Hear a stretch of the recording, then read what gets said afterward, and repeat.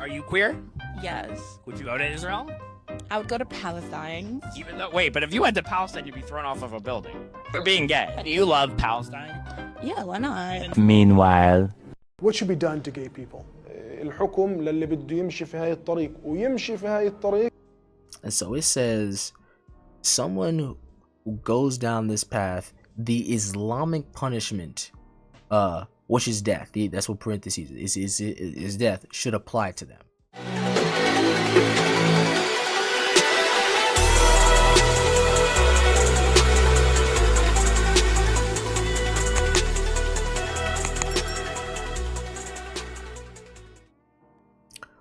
Welcome back to the channel. I am the Lord Scrub, and you know, in these days there's so many wars, there's so much chaos going on in the world, and we always try to lead with, okay, who must we support? What opinion must we have on this, right? And that tends to rule the day for a long time, but nobody stops to ask, who are the people who are the opinions, and who are the people that we're trying to defend so much? And more accurately, how do they feel about us? Or how do they feel about certain things that may be important to some people that are their greatest supporters? And so I found this very interesting video of it says 1 second of this video to show how gruesome pro-Palestinianism is. And so it's these individuals, they got their flags, and it's very interesting how a Western perspective is to prioritize these people in the Middle East without questioning whether or not, or more accurately, what do those people think about Western certain freedoms in the West that are coveted as a necessity for some. And so with that being said, let's listen to it and let's watch it.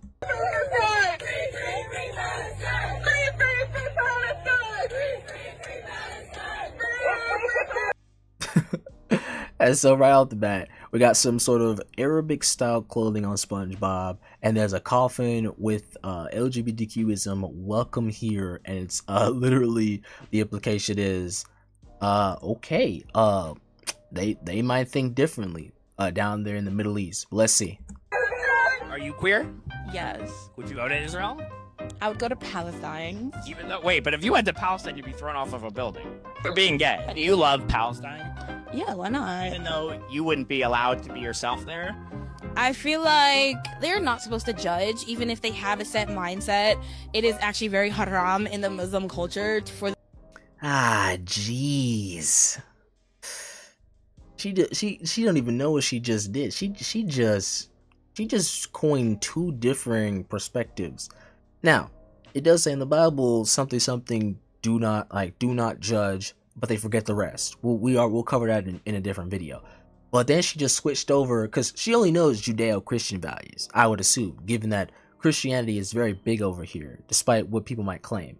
And so she kind of imposes that religious perspective onto Muslims, despite being told that if you were over there in the Middle East, they wouldn't care what you think. They'd care, is that building high enough to throw her off? Because I mean, that's something that's very interesting. That's something that's very interesting. Let's see your response. Them to judge. What should be done to gay people? الحكم للي بده يمشي في هاي الطريق ويمشي في هاي الطريق. And so it says, someone who goes down this path, the Islamic punishment, which is death. That's what parentheses is death should apply to them. So that's what the Muslims actually think should happen to you. يطبق حكم الإسلام عليه للفاعل والمفعول به. Oh, the giver and the receiver. So both people in this dynamic. None of you are safe. In your opinion, what is worse, a child who is gay or a child who's a drug addict? الأسوأ اللي هو His response is being gay is worse. الأسوأ. What is worse, a child who's gay or a child who's a thief? شاذ جنسيا. Oh, the homosexual. So being gay is worse than stealing. What about a murderer? اثنين سيئين. Both are bad. And so the video ends with Israelis or Palestinians, who's more tolerant? And so with that being said, let's see what a few comments say, and then we're gonna get into a few texts I do think is very important. Not necessarily pertaining to this specific conflict, but definitely important things to consider. Now it says, send them all to Palestine, somebody says. Somebody also says, and I'm just gonna make sure this is big enough for you guys to see it. I can't believe these people are so naive. And that's the fascinating thing, isn't it? We're so naive here in our Western values that we impose what we think the ideologies are, or we don't even care about filling in the blanks of what others may think based on their heritage, their culture, and what's predominant over there. People over here, they war against Christian values, but Christianity, while definitely global and influential, in certain parts of the world are very much, there's a concentration of individuals that directly oppose us and our perspective because of their either a religious or just their cultural values, right? And Islam, I do think, is very much, like, I think it's undisputably big over there in like in the Middle East. But let's keep moving.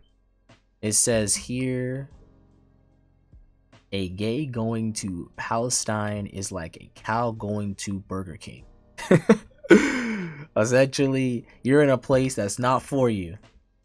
This person says, how restarted are these people? Let's see. It says, bro, I'm Arab and I'll tell you this. These people wouldn't last a day in the Middle East. And the implication here is, because people will think that you'll be arrested over there, but that's the fascinating thing. Like, over here, our more civilized things that we take for granted aren't really how it works over there. Like, we think that we look at vigilante justice and it's like a cosplayer in a Batman suit, but really it's just over there people live and then they disappear, and then maybe their bodies are found months later, maybe, right? That's what actually what it looks like. Again, you go, like, people over there, they just go missing and maybe their bodies are found. They're not dumped into the shadows. Let's see. It says right here, she's mistaking Christian values for Islamic values, but she definitely hates Christians. And that's, well, I don't know about the hatred for Christians, but it's assumed. But exactly right. So people can see it. Like, the idea of not judging is a Christian value. And naturally, that's just the first half of what Jesus says here. Just to clarify, and I'll put the verse on screen. The idea of not judging is essentially going up against hypocritical judgment. The famous Matthew 7 that people quote is only the first sentence or the first few words of Jesus's teaching, where he talks about how take the beam out of your eye and then you can take the speck out of your eye. And so judging here in this parable is used as, okay, you view something out of alignment with somebody, this thing that shouldn't be there, and so you're calling it out, but you don't understand there's something about you that needs to be taken out of the way first so that you can accurately help the other individual. Judging is seen as a good thing. Hypocritical judgment is seen as a bad thing. That's why also, famously in another gospel, Jesus has already said, do not judge based on appearance, judge righteous judgment. And so with that being said, let's see. It says, give these people the Shira, I feel like I said that wrong. Shira law they so desperately crave. Now, you know what? Let's look up what that is real quick. Let's do a little historical dive. Let's see what that is. Sharia law is a system of Islamic law derived from the Quran and the Sunnah, teachings and practices of Prophet Muhammad that provide a moral and legal framework for Muslims, covering a wide of topics including faith, worship, family members, finance, and criminal justice. Its interpretation varies across different schools of thought and cultures, leading to different applications from religious guidance to legal codes in some countries. So the implication is Sharia law would not be okay with whatever this is, whatever that is. And so naturally, where do we go from here? Well, simply put, I do think we need to hear what the Bible has to say about when you meet groups that you want to interact with or interact with individuals, understand certain understandings.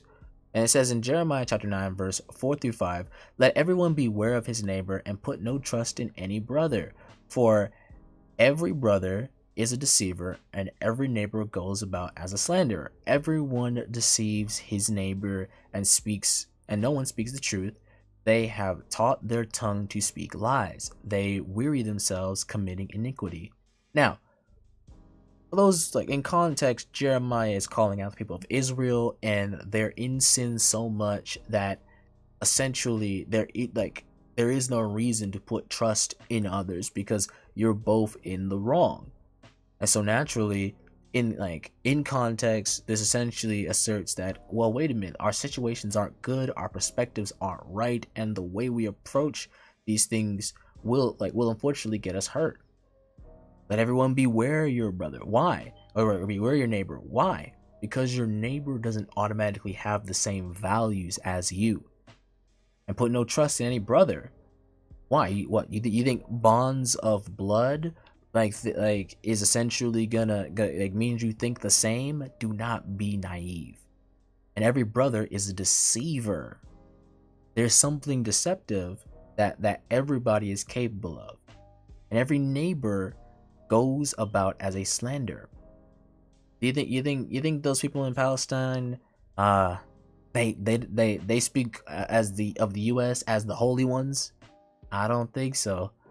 Over in that region of the world, famously, death to America or the deconstruction of Western values is a widely held belief. Now, am I assuming that every Palestinian thinks this way or whatnot? No, don't speak about, don't assume I'm naive.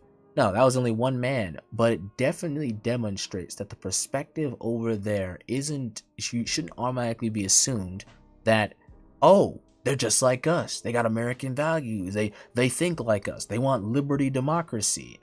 I don't know, brother. You might want to be careful assuming that. So naturally, we don't have to read the rest, but the point is very clear. All individuals are guilty of sin, and the truth is not something that's widely common sense. And so naturally, false teaching, they have taught their tongue to speak lies. False teaching is rampant everywhere. And so best believe, be careful. Right? Because I'm not using this as a video to support any group or not. I'm just saying, hey, if history exposed leaves no group just unstained, as in that group has done nothing wrong, right? Except Jesus' church, Christians, yes, those who live up to Christ's values. We've done nothing wrong. But anyway, if history leaves no group minus Jesus' followers, guilt unclean or clean, right? Then why would you be so rushing to pick sides, especially not knowing what the other side thinks? But nevertheless, let's keep moving. Ecclesiastes, I think I said that right. Chapter 4, verse 9 and 10 says, 2 are better than 1 because they have a good reward for their toil. For if they fall, one will lift up his fellow, but woe to him who is alone when he falls and has not another to lift him up. What is this trying to tell us? Well, I do think there are 2 types of being alone. There's the alone that's obvious, nobody stands with you, and then there's the alone that I do think that is commonly not addressed. You can have people that fight for you that will not fight with you. You can have people who will side with you on certain occasions, but are not for you on every occasion. You can have individuals that will give you lip service, but will stab you behind your back because they had no intention of being your friend, despite you showing them a lot of goodwill. And naturally, given the implication of verse 10 is when they fall, meaning when the situations happen that leave you compromised. That's when you find out who your real friends are, right? That's when you find out who's really fighting for your side. And believe it or not,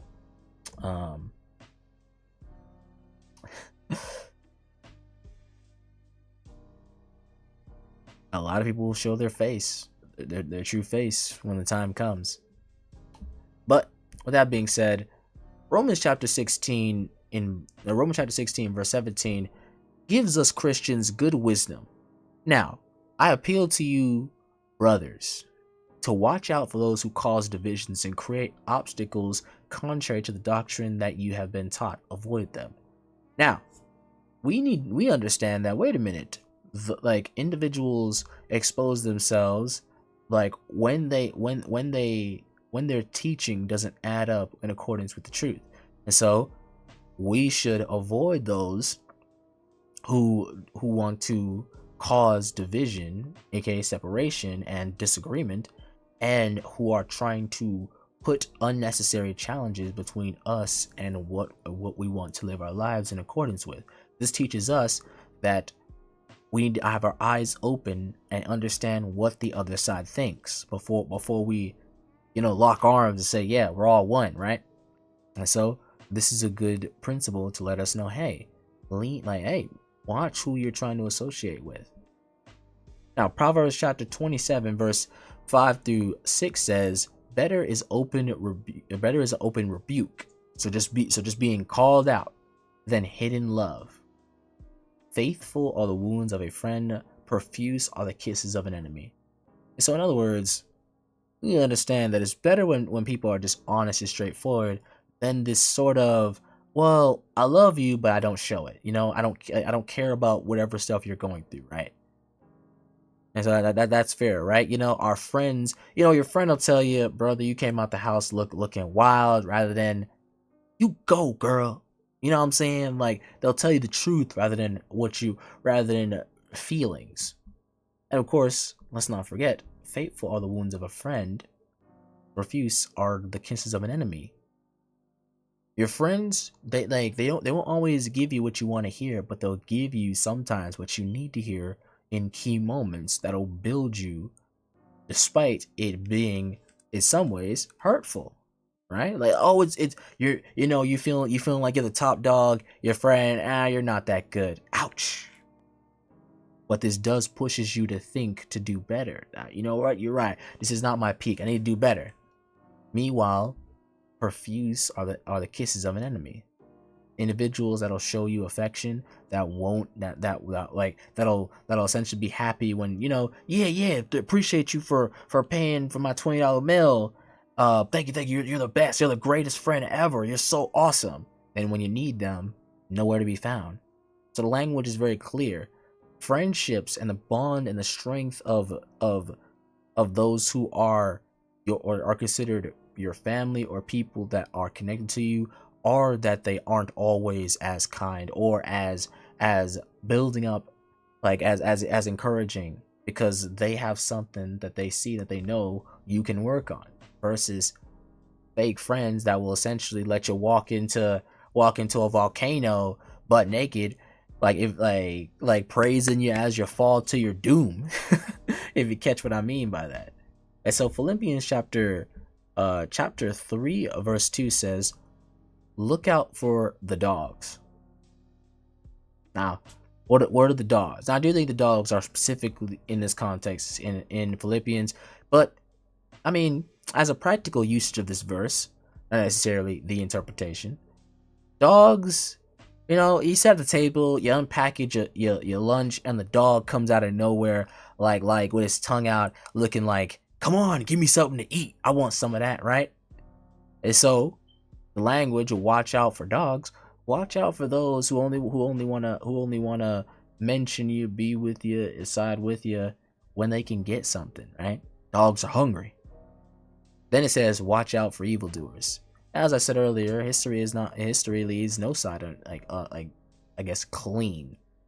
Everybody's naturally unclean. Somebody has done something devious. It's like human beings, right? Nobody is perfect. And so naturally, watch out for those who, watch out for evildoers. Now, I'm not saying that Palestinians are evil for being simply Palestinian. I'm saying those are fellow sinners like you. And so naturally, understand that they do evil over there too. I mean, I'm not gonna go into any stories or conspiracies, because naturally information about that side of the world is very scarce. But I will say this: them, like when critiquing or thinking about that they think differently than us, the things that they think differently about may seem evil in our eyes, right? I mean, some of their philosophies we may think and says, "Ooh, that cannot come over here. Ooh, they need to stop that right now." Watch out for evildoers, and of course, look out for those who mutilate the flesh. Now, naturally, I do think in context this means about aka the people of circumcision, individuals who want to show righteousness by their by the specific works that they inflict upon themselves. So be careful for these individuals, right? And so I can't necessarily relate that to the context of this video, but the point is, I think the point is very clear. Individuals like this, they want to support who they can because they kind of have this like whoever is seen as the bully in this instance is the bad guy. But the world's a bit more nuanced than that. It's not just simply oppressor versus oppressed. There are evil individuals that are oppressed for good reason. There are individuals who are oppressors and doing good. Naturally, is that a statement about who is right and who is wrong? No, I'm not speaking on this conflict. I'm just the guy to say, watch out who you side with, because your intentions may be your undoing. I mean, people who come to take as a practical example, people who come to the US, at least not all of them, don't want the American dream. They want America to essentially be like where they came from. And for Americans, that's wrong. Like, what? Like, we don't mind bringing your culture here. We love to interact with it, but we are not your culture. We don't want to turn this place into the Middle East or south or west or north. We want this place to be the American experience. And so, as a small example of what I'm talking about.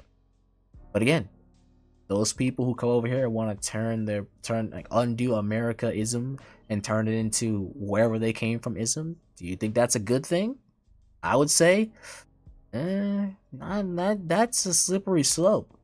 And so naturally, understand that people can take advantage of you, and you gotta be careful. Keep your head on a swivel, because when it comes down to people who think differently, it's all fun. It's all fun and games saying, okay, we agree, disagree, until the other person secretly says, no, I'm going to agree to change the world around you to fit my worldview. And that is a very real thing that the world is contending with right now. But let me know what you guys think. Do you think I hit the nail on the head when it comes to how we need to be careful who who we let in, because they may want to change the house, or they may not have the same values as us, and that could be very dangerous. Individuals with incompatible value systems, moral values, cultures colliding? Or do you think, nah, well, like, what are you talking about? That was one guy, and so you made this whole video waffling? I love to hear from you guys, and I appreciate you for getting this far in this video. I really do. Thank you for the likes, thank you for the comments, thank you for the subscriptions. Let's keep the conversation going in the comments, and I'll see you guys in the next one. God bless and stay blessed. Take care.